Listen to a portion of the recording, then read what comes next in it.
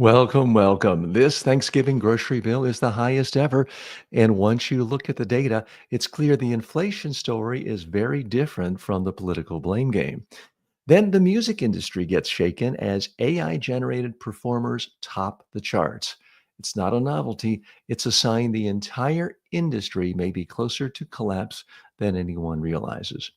Republicans are openly attacking President Trump's Ukraine team, with Mitch McConnell warning the plan is appeasing Putin and Marco Rubio stumbling over Russian talking points.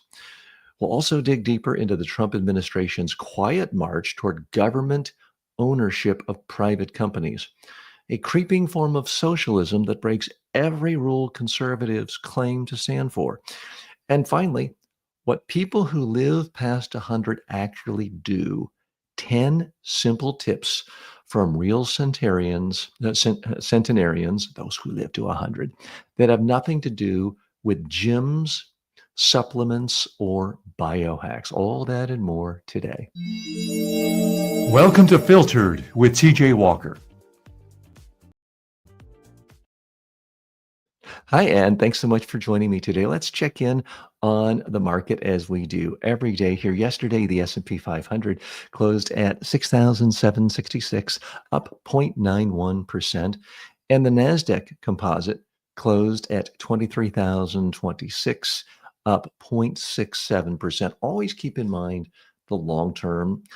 Over the last 25 years, the S&P 500 has gone up on average a little more than 8%. The Nasdaq Composite has gone up on average the last 25 years a little more than 9%. So please keep that in mind.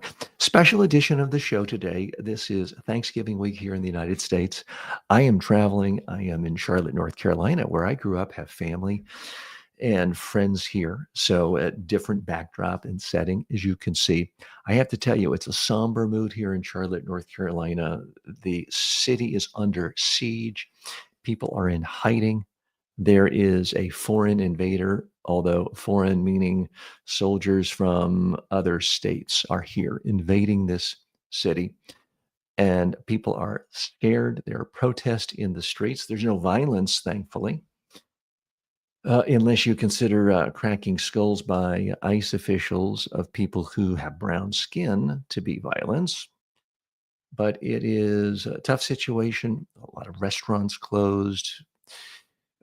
Businesses can't open because they don't have their workers, because so many people are fearful, even if they are citizens of the United States, fearful of being arrested, skulls knocked, and taken away off to jails. So hoping the mood gets better here and the siege ends at some point. Okay, let's dive right into topic number one. It's a Thanksgiving topic. Thanksgiving sticker shock and the inflation reality check. This year's Thanksgiving isn't just an utterly American feast. It's also an expensive one. According to the Times of London, recreating Julia Child's classic spread now cost about $107. That's roughly 9% more than last year's $98.37. The main culprit, turkey. After another wave of bird flu, wholesale hen prices are up nearly 70%, and supermarkets are expected to charge about 25% more for that 12-pound bird than they did in 2024. All this lands while President Trump insists, quote, our prices are coming down very substantially on groceries and are, quote, already at a much lower level than they were with the last administration. In reality, U.S. inflation is running around 3%, up from roughly 2.5% a year ago, and food prices are even hotter. By contrast, Joe Biden's last 2 full years saw inflation falling from 4.1% in 2023 to 2.9% in 2024. Globally, most major economies have also cooled off since the 2022 spike, making today's renewed US squeeze at the supermarket feel even sharper. Okay, so what's the real message here? Inflation is still up. This Thanksgiving is going to be the most expensive Thanksgiving ever for most Americans. And President Trump to bring inflation down day one has not come true. Let's dig a little deeper here. I want to be fair to Trump and to Biden and to others because, after all, I'm here as a sane, sensible centrist. I'm not carrying political water for any one party. And there's an awful lot of nonsense and disinformation and misinformation floating around about inflation. Now, true, nobody likes inflation, but everyone likes to claim inflation is worse than it sometimes is, or when compared to other people. When you look at what happened in the last 3 years with inflation, it is true that 3 years ago, inflation was high. But when you compare the United States rates of inflation over the last 3 years of the Biden administration, compared to not Somalia, not Nigeria, not countries in distress, but when you compare it to wealthy economies, other G8 countries, large, successful capitalistic economies, the United States rate of inflation over those past 3 years was actually lower than other nations we compare ourselves to, other successful, prosperous nations. And it certainly didn't help Biden or Kamala Harris to point that out because everyone's comparing their own personal rate of inflation to where it was a year ago or 2 years ago or 5 years ago. So it doesn't really help politicians to say, hey, we're better off than the rest of the world. That doesn't work politically. So that was a huge asset for President Trump during the campaign last year. He was able to say, look, I know you don't like inflation. I'm going to beat inflation starting day one. Well, now he's been in office not a full year, but we're creeping up on a year. And to his credit, inflation hasn't spiked. And contrary to what many economists predicted, the tariffs have not created yet gigantic spikes in inflation. So right now, inflation is right around 3%. True, that is above the target rate of the Fed of around 2%. But it's not dramatically higher, and yet people feel like it's not good in their gut. And the polls are reflecting this, or polls are now showing that how the typical American rates President Trump's handling of the economy is actually lower than how they rated President Biden. So it's one of those issues where anytime there's inflation, people are going to be upset. And it's always good if you're the challenger running against the incumbent. But when you are the incumbent, it's never a good thing. No matter how many excuses you have, no matter how valid they are, it tends not to resonate very well. And it's also relative. I mean, if you have 5% on inflation or inflation rate as an incumbent, that's great if last year it was 10%. So it's all about the direction of it, not the absolute rate at most levels. So what we don't know yet is, are we about to see much higher inflation kicking in because of the impact of the highest tariff rates of the last 100 years? Now, I point out faults in both parties. I will point out a huge fault, a huge political tactical blunder on the part of the Democrats. I think they are absolute fools for not using the phrase tariff tax, Trump tariff tax, in every single conversation, because you say tariffs to a lot of people, it still doesn't mean much. It seems abstract. And Trump, to his credit, has has painted this message as, oh, it's something other people pay. Other countries will pay for it. You won't pay for it. But if you've bought anything from another country in the last few months, as I have, you actually get the bill. The tariff is sent to me directly, or you see it as the 100% markup from the person you're buying it from, the company you're buying it from. So it is a tax. I recently just had to pay a $300 tax on a dining room table I had made and designed in Belgium.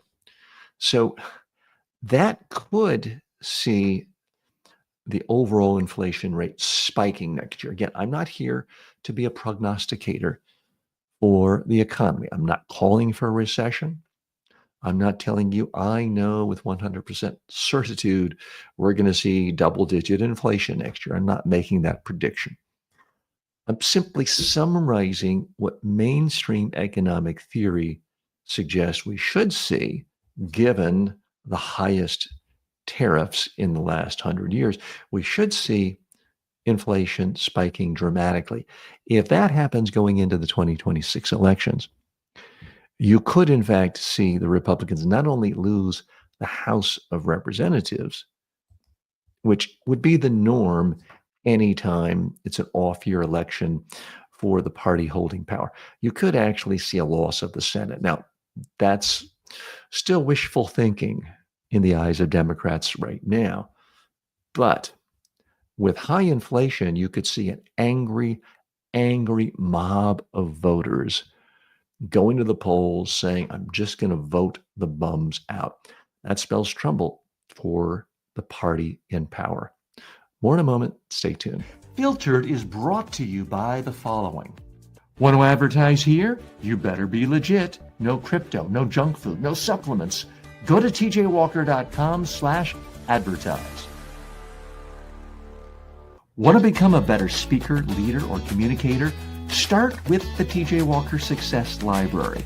It's 5 of my most practical books, covering everything from public speaking to meeting interviews and persuasive messaging, all for only $9.95. I've trained presidents and Fortune 500 CEOs, and now you can get the same wisdom in a fast, affordable format. Go to tjwalker.com/books and download your copies instantly. Thanks for listening. If you like today's episode, you'll love my online courses at MediaTrainingWorldwide.com. Check them out now and level up your skills. Welcome back to Filter. Hope you're having a great Thanksgiving week. I'm here on location traveling in Charlotte, North Carolina, where I wasn't born here, but I moved here when I was 5 years old, lived here till I was 22, and still have family here, sisters, brothers-in-laws, nieces, and nephews, all sorts of family and friends I grew up with. So it's great to be here and home for the holidays. If you are celebrating a holiday wherever you live, I hope you have a great time with family and friends. Let's dive right into issue 2 today. AI singers are quietly taking over the charts. This is a real head scratcher when I first started noticing this just a few weeks ago. And the problem, at least if you're a professional musician, is getting worse. Solomon Ray just became the top Christian artist on iTunes, and he doesn't exist. Every note, lyric, and photo is generated by artificial intelligence. He's not alone. Billboard now lists AI R&B act Zania Monet on its airplay charts. An AI country singer called Breaking Rust hit #1 on the country digital song sales chart with Walk My Walk, while another synthetic act, Kane Walker, holds no relation to me, obviously, because it's not real, holds multiple spots on the same top 10. Industry reporting shows at least 3 fully AI songs topping major Billboard or Spotify charts this year, across country, Christian, and R&B. Streaming platforms say roughly a third of all new uploads are now AI made. So no, this is not a quirky sideshow. It is the business model. Major labels are already cutting licensing deals with AI platforms. Human musicians are being quietly turned from the product into the cost center. Okay, so what's the real message here? If you are a professional musician, a singer, a songwriter, a guitar player, it is now officially time to hit the panic button. The top charts are now seeing domination by so called AI singers and musicians, where no actual professional musician was needed or used in the creation of a top 10 hit. It's only a matter of time before AI completely floods the streaming musical market. And at that point, what's going to be left other than people continuing to go to oldies but goodies like the Rolling Stones concerts? Good luck if you're a new, young, aspiring musician. Let's dig a little bit deeper here. Now, some are saying if AI can fake gospel, it can fake anything. It's doing well in the gospel market, country music chart, all sorts of music genre. It can create any type of genre. Now, the real problem, I think, is not to someone like a Taylor Swift. She's so entrenched. She's so popular. She has such a fan base. She will be able to perform live anytime she wants and fill up stadiums in the way an AI can't.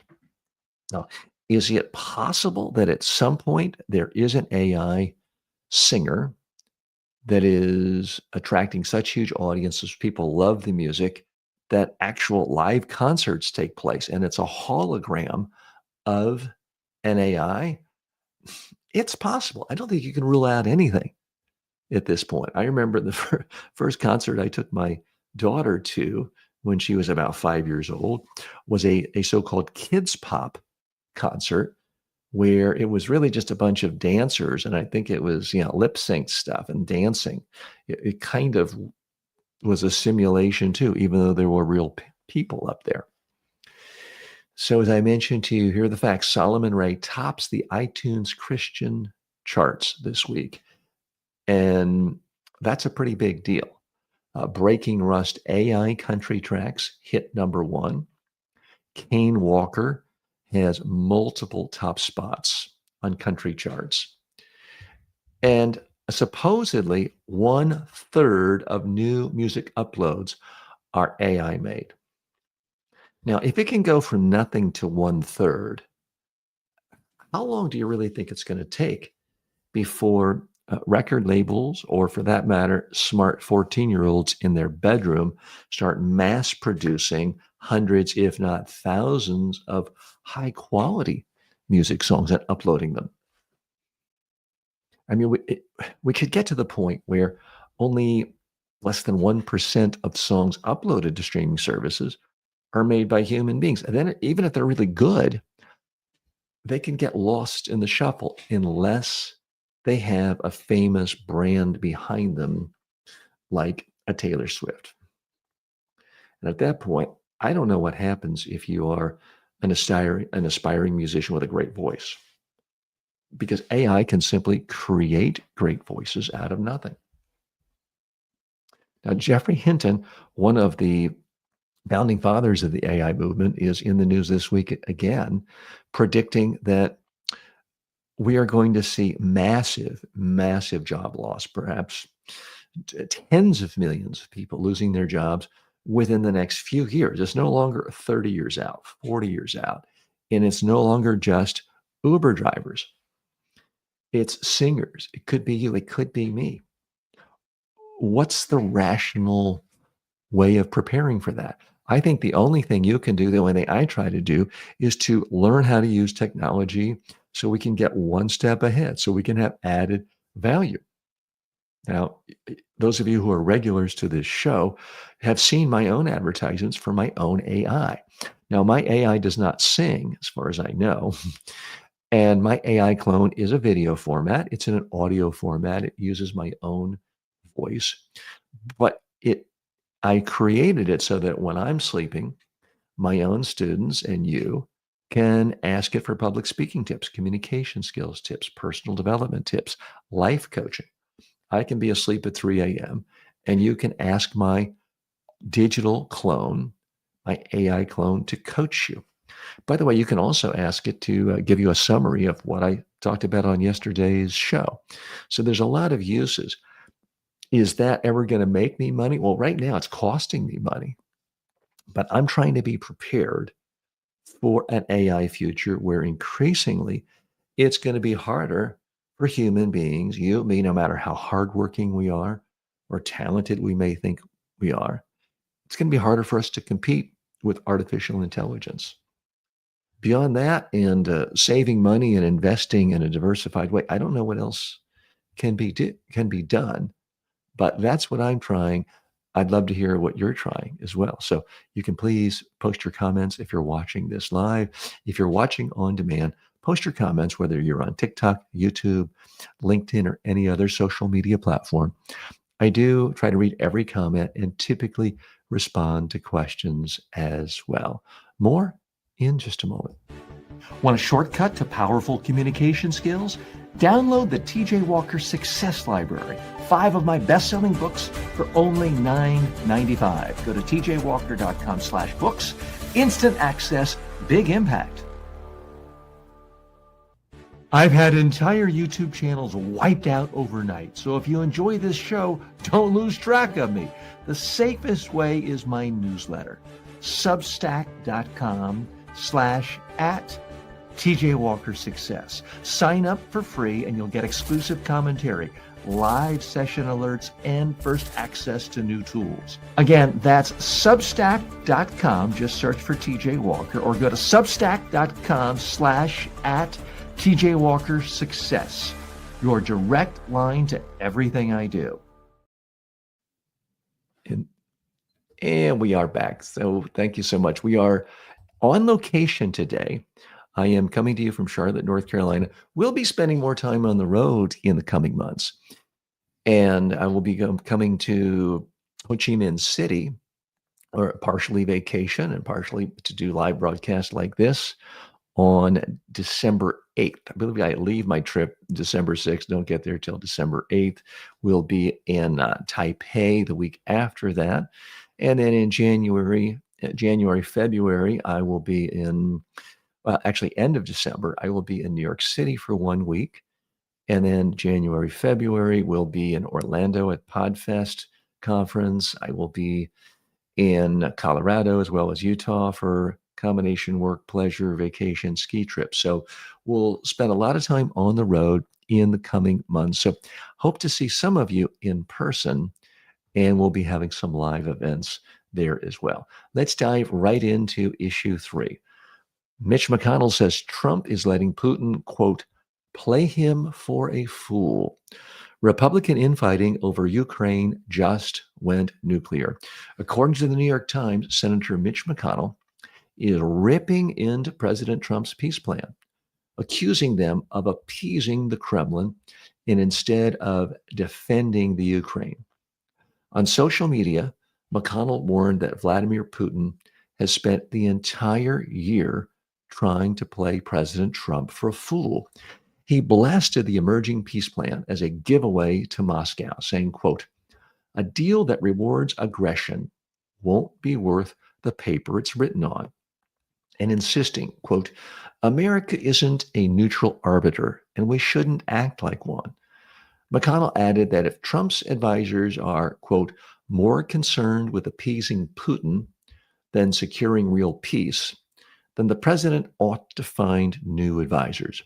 Meanwhile, Secretary of State Marco Rubio privately told senators the plan was Russia-led before backtracking and called it a U.S. document, effectively admitting Trump's team was working off of Russian talking points. This is not fringe criticism. It's the Republican establishment saying Trump is doing Putin's work. Okay, what's the real message here? You don't have to be a conspiracy theorist thinking Putin has P-tapes of Trump and has Trump wrapped around his little finger to notice something has been really odd for the last 10 years when it comes to the Trump administration and Russia. It's one thing to say We don't want to be as interventionist as in the past and not to be a big hawk. Okay, legitimate people can see that. But the way every single time Putin seems to have Trump doing exactly what he wants, something bizarre is going on here. And if you had said to almost anyone in the Republican Party 10, 15, 20 years ago, Russia's going to invade countries in Europe, and the United States is going to bend over backwards saying, yeah, let's give Russia land, that would have seemed crazy. And today, that's the norm coming out of Washington. It's weird. Let's dig a little bit deeper here. So again, it's one thing if liberals or the radical left attack Trump. You can take that with a grain of salt. It's another thing if CNBC progressive commentators are saying Trump is a tool of Russia. You can take that with a grain of salt or discount that. But Senator Mitch McConnell is saying that Putin is making a fool out of Trump. And it's not a good look when this administration's Secretary of State is telling people, I'm just working off the list that Russia gave us. I mean, remember, it wasn't even that long ago when this international war criminal, Putin, was given literally the red carpet treatment by Trump in Alaska on U.S. soil because of this great big peace agreement that was going to be reached, and then nothing happened. We continue to get nothing burgers out of this administration other than continuing to placate Putin. Meanwhile, Trump treats our ally, someone who is a pro-West Democrat, someone who's pro-US, the Ukrainian powers, and it's this constant mockery, calling the president of Ukraine little, acting like he's a little boy. It's just bizarre. He can go with his little self and fight the war himself. Now, again, I'm not telling you I have proof that Putin has some horrible, corrupting videotape to humiliate Trump and therefore is blackmailing him to do whatever he wants. But if he did have that, it's hard to imagine what Trump would do differently than what he's been doing, because he seems to always, and I mean always, find some way to snuggle up to Putin and some way to be snarky against Zelensky. Ooh, look, at little Zelensky can just take this war on himself. It's really bizarre. And I think historians and investigative journalists are going to be feasting on what really has happened here for years to come. Again, I'm not a conspiracy theorist. Do bad things happen and sometimes not get released to the public as soon as everyone would like? Well, we've certainly seen that with the Epstein files. But there's something that continues to really not smell right with the United States and Russia in this current administration. And again, don't take my word for it. Listen to centrists, listen to Republicans, listen to traditional conservatives who think that it's frankly shameful how this administration continues to carry water for this administration. Thanks so much for joining us live, our friends on TikTok today, and I'll be spending time with my TikTok friends later today. Kenneth writes in, says, nice to meet you, TJ. Kenneth, thank you for joining me. Let me know where you're watching today. I see you're from LinkedIn. Let us know what city and country you're in today. Always good to hear from our viewers and listeners. If you are listening to this show on any podcast platform, thanks for doing so. Please make sure to follow or subscribe to the show. Please make sure to leave a review. If you're watching on YouTube, Facebook, any other social media platform, thanks for doing so. And please leave comments, subscribe, and sign up for notifications. I'm TJ Walker, back in just a moment. We'll be right back after this break. Want more? Grab my 5-book success library for $9.95 at tjwalker.com/books. It's the fastest way to level up your communication. Imagine being the most confident person in the room, whether you're on Zoom or on stage. That's what thousands of professionals are learning to do right now through my online communication courses. At Media Training Worldwide, you can access my complete training library on demand, affordable, and actually effective. Whether you're preparing for media interviews, client presentations, or TED-style talks, I've got you covered. Check it out, MediaTrainingWorldwide.com. You'll never wing it again. Want to advertise here? You better be legit. No crypto, no junk food, no supplements. Go to tjwalker.com/advertise. Welcome back to Filtered. Trump's quiet march towards state-run capitalism. President Trump loves to rail against socialism, but his own administration is quietly buying chunks of private industry. According to the New York Times, the Trump team has already committed more than $10 billion in taxpayer money for ownership stakes or options in at least 9 companies, most of which you haven't heard of. It's including Intel, which you probably have heard of, MP Materials, Lithium Americas, Trilogy Metals, Vulcan Elements, Westinghouse, and even a golden share in U.S. Steel that gives Washington veto power over key decisions. Former Biden official Aaron Bartnick warns that without a clear strategy, this could just devolve to arbitrary deals that favor friends or disfavor foes. We see that risk when the administration makes the Commerce Department the largest Intel shareholder, and then Trump personally buys up millions of dollars of debt for some of these companies. Analyst William Reinsch says Biden's team was slow and meticulous, while Trump seems to invest by whim. That's not free market conservatism. That's creeping state ownership with a side of cronyism. Okay, what's the real message here? For decades, American conservatives have warned us that we are in danger of creeping socialism taking over the U.S. economy. And it turns out they were right. But what they didn't factor in, it was done from the inside, one of their own.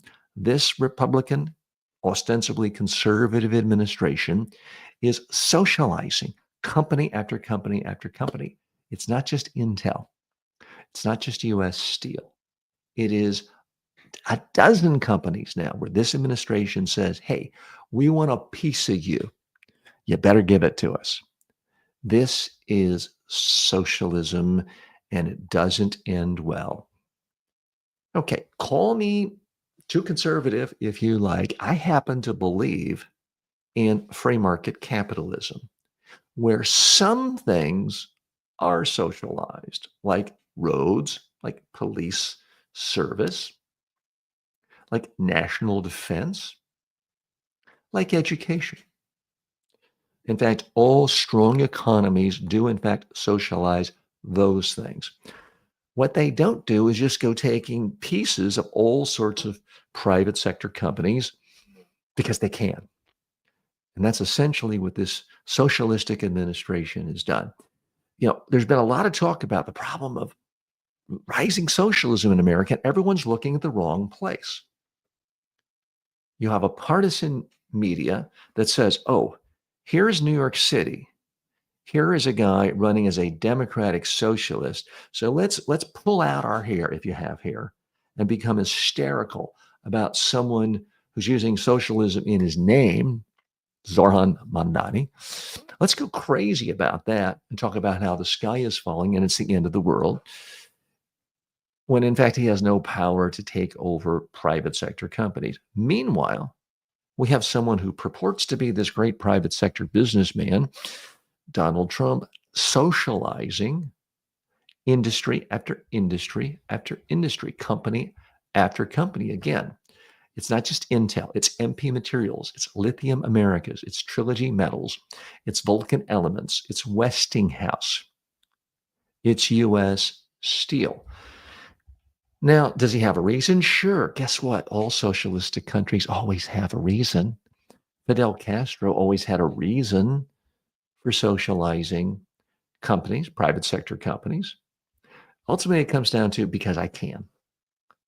Now, Trump is saying, I have to do this because it's in the national interest. It's national security interest. We need these for weapons, etc. Well, guess what? If you like what Trump is doing and you like him and you voted for him, fine. But I want you to imagine a time when there's somebody of another party in the White House who says it's in the national interest that I, for example, let in every single foreigner who has a bachelor's degree or a PhD in any science field, any mathematics field, because I think it's in the national interest that we have the top brains so that we can make the top weapons and have the strongest economy. If you're going to have this loosey-goosey definition of what's in the national interest and what's for national security, there is, in fact, nothing stopping some other administration from saying, well, we have to let every single foreigner in the entire world instant citizenship in America. Now, you may say, well, that wouldn't be fair to our own workers, our own college grads. Well, a lot of people don't think it's fair now when certain industries get big government stakes, government money, and others don't. So, look, there's no such thing as a 100% absolute purist when it comes to everything has to be in the free market, because then you couldn't have stop signs and you couldn't get to work. You wouldn't have roads, so you couldn't build businesses. So let's not kid ourselves. Nobody is a 100% devoted free market for everything all the time. It doesn't exist. Unless you count Libya, where there's a failed state and you can literally buy slaves in the open market. If that's what you want, be my guest. I don't think that's what most Americans or most people in prosperous nations want. So it's always a question of you want most of the economy in the hands of the private sector. And then there's certain slivers of it where it just makes sense to have, for example, public schools, as opposed to every single person trying to go to a private school. But this is going too far. And what's happening is the Trump administration is getting a pass because you have so-called liberal media, establishment media, so busy attacking Trump on other bigger crises. Right? We don't have time for this. We have so many so-called conservatives and new media, right-wing media, libertarian media. They're like, oh, we would love to attack Biden if he'd done this, but since Trump is our guy, he can go ahead and socialize huge swaths of the American private sector, and we're just going to be quiet. We're going to keep our mouth shut because he's on our team. I'm not playing that game. I'm here for you today and every day as a sane, sensible centrist. And I'm going to call it like I see it. If you disagree, that's okay. Post your comments. If you like got my facts wrong or my arguments wrong or my logic wrong, post your comments. I would love to hear from you. I'm TJ Walker. This is Filtered. I come to you every single day looking at the top 5 business, technology, culture stories of the day, analyzing them through the filter of communication skills. That's what we're about right here. Back in a moment with our final big story. We'll be right back after this break. Want to advertise here? You better be legit. No crypto, no junk food, no supplements. Go to tjwalker.com/advertise. Most people can't afford a full-time coach. And even if you could, good luck finding one who's available when you need them. That's why I created the TJ Walker AI clone. It's built on my 40 plus years of real world coaching and training. You get my exact advice, style, and frameworks instantly. Ask it how to handle a tough question, get feedback on your elevator pitch, rehearse your next big talk. This is the next generation of communication coaching. It's smarter than an app, more personal than a course, and always ready. Start using it today at tjwalker.ai.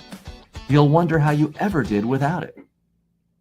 Want to advertise to ambitious upscale professionals who actually care about communication, success, and results? Go to tjwalker.com/advertise. And no, we don't take ads for crypto, supplements, or junk food. Okay, welcome back. It is the holiday week here in the United States, Thanksgiving week. A lot of exciting things going on. And when people are on holiday, it's easy to sort of say, well, I'm on holiday. Eating 3 extra desserts doesn't matter. Giving up my exercise routine, it's a vacation. Well, maybe. But let's take a moment to get away from the hard news of the day and look at something a little more uplifting. 10 real secrets of people who live to 100. According to Veg Out, which is an online publication, writer Lachlan Brown spent 5 years interviewing centenarians, those people who live to 100, and visiting long life hotspots like Okinawa, Sardinia, and Ikaria. Their formula for longevity is surprisingly simple and very different from gym culture. And I should point out, yes, there has been some controversy over whether some of the people who claim to live to be 100 in Sardinia and Okinawa are actually 100, or if they just are exaggerating to get more attention. Having said that, there's no doubt that there are some cultures in the world where a lot more people seem to be vibrant, healthy, and active in their late 80s and 90s than other places like the United States. So let's go into some of the findings from this author. Now, some of these you've heard before, but the reason I want to put a spotlight on them is because I happen to believe you and I are bombarded with other messaging from our culture, primarily from corporations selling you junk, that overwhelm the messages that are actually relevant.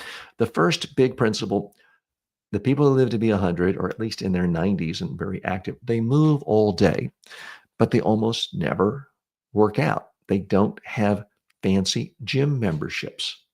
It's not all about, I have to run to the marathon. No, the people who live the longest in culture after culture around the world are just actively moving. They walk to market every day. They enjoy things like hiking. They're moving. They're out gardening. What they're not doing is sitting back, watching TV, watching screens, and I hate to bite the hand that feeds me, they're not sitting down watching YouTube all day and TikTok all day. They are actively moving. They're walking, they're playing, they're gardening, they're doing things they enjoy. And it's not about, let me get in a car and go to the Pilates class. And I've got nothing against Pilates. But the best longevity item is moving daily. That's why I am a huge fan of counting steps. Thankfully, I did about 16,000 steps yesterday, even though I was on a plane for a bunch of hours. Walking isn't going to get you six-pack abs.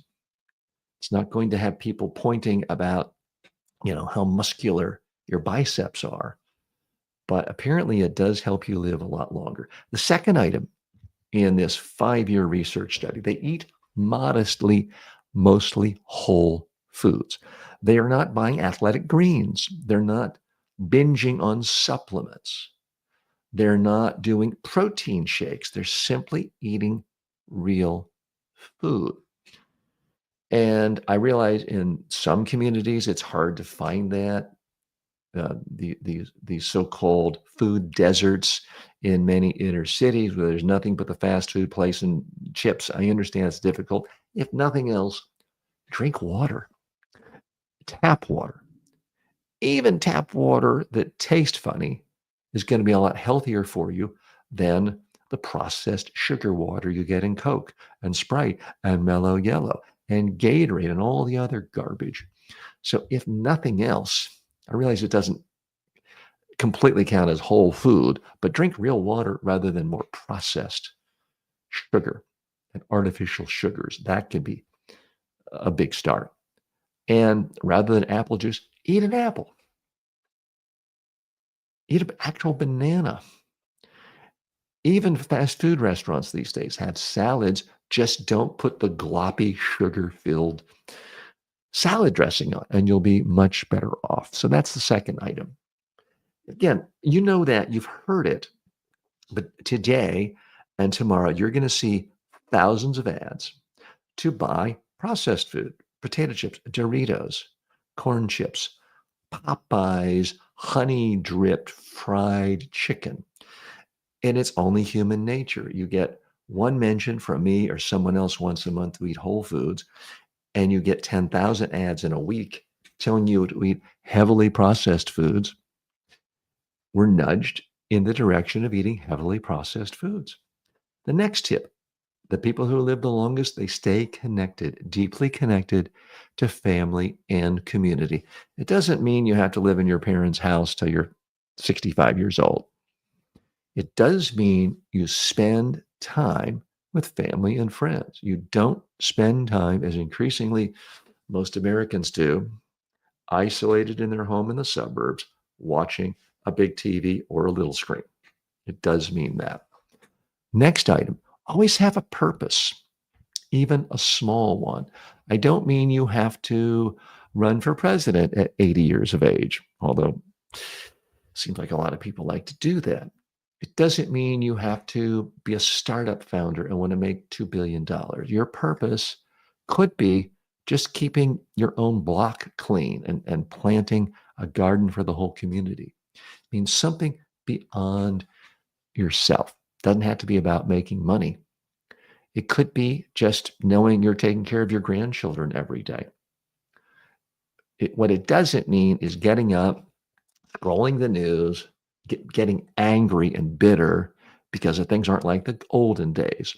That is a path to, frankly, dying at a younger age. Number 5, the people who live the longest, a little irony here, they accept aging rather than fight it. They're not like Brian Johnson doing every cookie scheme in the world. They're not saying, "Oh, I can't possibly eat any meal past 11:30 in the morning," which he does.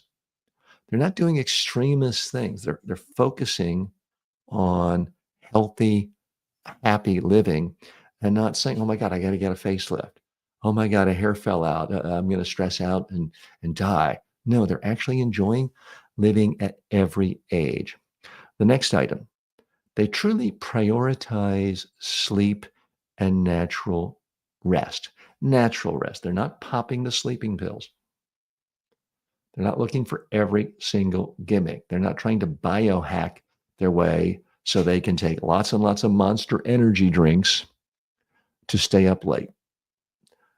Sleep is a priority, not somehow cheating the clock and burning both ends. That's not what makes people live to 100. Item 7 in this survey, they feel stress, but they don't hold on to it. You can't avoid stress in life. If you say to yourself, well, jobs cause stress and family causes stress and driving causes stress, so I'm going to be unemployed, have no family, and just live at home. That's not healthy either. They have stress, but they manage it. And they manage it in part by doing things like exercise rather than more doom scrolling. The next item, they cultivate daily small joys. They enjoy the little things in life. It's not all about, well, I'm going to be miserable until I have that $200,000 car. Then I'll be happy. Or I have friends and people I went to school with, they have 10,000 square foot homes and I only have 4,000 square foot home. I'll be happy once I get the 10,000 square foot home. That's not what people do when they live to 100. They can enjoy a simple meal. They can enjoy drinking tea and sitting in a public park. They take the time to enjoy the simple positive moments in life. That relates to the next item. They maintain gratitude and emotional optimism. They are optimistic. There is something, you don't have to be Pollyannish. You don't have to look at everything through rose-colored glasses. But if you get up in the morning and say, wow, the world is worse than ever before, this is going to be an awful day, everyone's going to screw me over, it's going to create a negativity that can literally make you live a shorter life. You've got to figure out something that makes you positive and upbeat to give you an excuse to get out of bed in the day. Because if you're so pessimistic, why bother exercise? If it doesn't help, if you're going to die tomorrow, why bother? That's why you need optimism and a sense of gratitude for what you're having. I realize some of this sounds cheesy, but about 7 years ago, I started a daily practice. I write down one thing every day I'm grateful for. Puts a smile on my face, puts things in perspective. The final element, the 10th element found by this author, Lachlan Brown, was that people that live to be 100 years old, they live ordinary lives with extraordinary consistency. They consistently have the same friends and stay in touch with friends and family. They consistently eat healthy food. It's not, oh, I'm going to eat clean because the last month I got trashed every night and ate nothing but chicken fingers. No, they consistently eat healthy. They consistently have good sleep habits. They consistently spend time socializing. They consistently don't get all stressed out. That's what makes them live longer, not necessarily have a Peloton. If you enjoy your Peloton, great. But realize that is relatively insignificant compared to these other things. Now, please note, of these 10 elements, none of them are about having more money. Yeah, if you're too poor, that can cause a real problem with longevity. And here in the United States, wealthy people now do live, in some cases, almost 15 years longer than poor people, which is a sad thing. But it takes more than just money to live to 100. You can be 100, or you can be wealthy, have a lot of bad practices, and die a young age. Hey, I'm TJ Walker. This is Filtered. I appreciate you spending time with me today. Those are our 5 big issues of the day.